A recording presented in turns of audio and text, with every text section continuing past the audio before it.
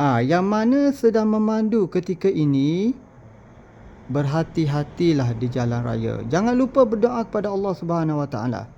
InsyaAllah selamat. Jadi sekarang ini saya ingin kongsikan dengan anda status karya Ustaz, iaitu karya Goldstone, batu emas, yang sedang Ustaz siapkan sekarang. Ini statusnya sekarang di hadapan anda, yang mana kalimah yang telah siap Ustaz tampalkan dengan batu emas. Ini keadaan dia sekarang. Nampak? Alif, lam, ha. Kalimah Allah.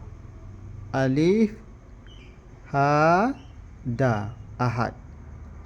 Kalimah Allahu Ahad telah siap. Cuma sekarang ni ada sedikit dia punya decoration dia di sekeliling kalimah dan juga di tengah kalimah.